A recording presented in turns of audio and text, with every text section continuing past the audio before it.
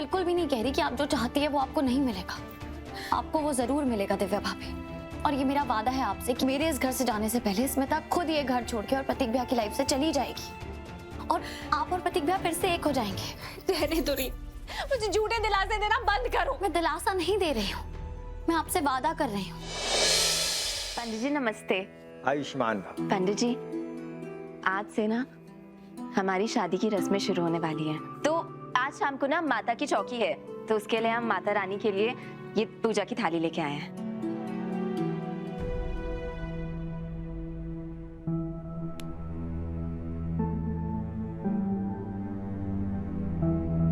ये लीजिए।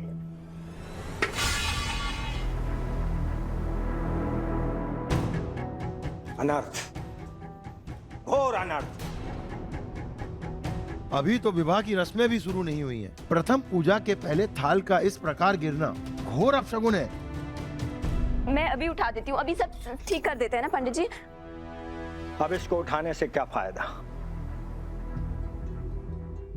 जो अपशगुन हो गया है उसे लौटाया नहीं जा सकता। आपको मालूम है, गर्भगृह के सामने इस तरह से थाली का गिरना, इसका मतलब आप जानते हैं? माता रानी का संकेत है कि इस शादी की तारीख को अभी आगे बढ़ा दिया जाए। नहीं नहीं नहीं, प्लीज प्लीज पंडित जी, हम शादी की तारीख को आगे नहीं बढ़ा सकते। इसको सही करने का कुछ उपाय होगा ना? कुछ भी उपाय आप प्लीज मुझे बताइए ना। एक उपाय है, कर पाओगी तुम? जी मैं कोई भी उपाय कर लूंगी, बस हमारी शादी तय तारीख पर हो, उसके लिए जो करना पड़ेगा मैं कर लूंगी। इस समय ठंड बहुत पड़ रही है बेटा, और आपको बहुत हिम्मत और ताकत की जरूरत पड़ेगी इस उपाय को करने के लिए। आप बस बोलिए पंडित जी, मैं कोई भी उपाय करने के लिए तैयार हूँ। तो सुनो मेरी बात ध्यान से। दिव्या भाभी, मैं जानती हूँ स्मिता ने आज आपसे जो कुछ भी कहा उससे आपके दिल को बहुत चोट पहुंची होगी। दिव्या भाभी, क्या चल रहा है आपके दिमाग में? आप पैकिंग क्यों कर रही है? मैं ये घर छोड़ के जा रही हूँ रीत, तुम्हें दिखाई नहीं दे रहा? कोई फायदा नहीं हो रहा मेरे इस घर में रहने से। भाभी एक मिनट, क्या हो गया आपको अचानक से? क्या हो गया रीत? तुम्हें पता है, मैंने इस हाउस में प्रतीक की जिंदगी में वापस आने की उम्मीद ही छोड़ दी थी, लेकिन तुमने मुझे नहीं उम्मीद दी। तुम मुझे करवा चौथ में इस हाउस में वापस लेके आई, तुमने मुझे विश्वास दिलाया कि सब कुछ बदल सकता है।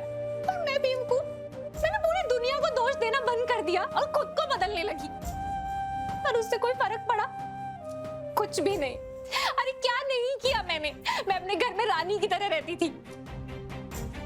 मैंने प्रतीक का रूम साफ किया है ताकि उनका दिल साफ हो जाए, उनके मन में से वो मैल चला जाए जो वो मेरे लिए बना के बैठे हैं। उस किचन में जिसमें मुझे जाने से उल्टी आती थी, वहां जाके मैंने प्रतीक के लिए नए नए खाने बनाए ताकि वो खुश हो जाए। और वो स्मिता, जिसका मुंह देख के मुझे उसका मुंह नोचने का मन करता था, उसके सामने मैं मुस्कुराती हूँ। लेकिन क्या फर्क पड़ा? कुछ भी नहीं। प्रतीक के दिल में 1 इंच जगह नहीं बनी है मेरे लिए। सब कुछ पहले जैसा। और तुम, एक वो इंसान जिसने मुझे हिम्मत दी थी, जिसने मुझे उम्मीद दी थी कि अगर आप अपनी लड़ाई अच्छे तरीके से लड़ो तो सब कुछ सही हो जाता। अब तो तुम ही घर छोड़ के भाग गए हो, तुमने मैदान छोड़ दिया, तो मैं कहां जाऊं? मेरी तो आखिरी उम्मीद भी मर गई रीत।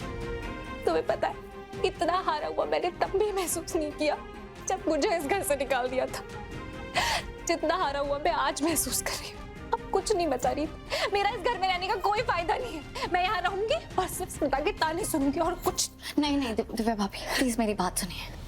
पहले तो मुझे आप पे बहुत गर्व है कि आपने अपनी लड़ाई में इतना सब्र दिखाया और आपने खुद को इतना बदल लिया है। अब मैं आपको देखती हूँ तो मुझे पुरानी वाली दिव्या भाभी की झलक भी नहीं दिखती, और ये तो कितनी बड़ी बात है ना।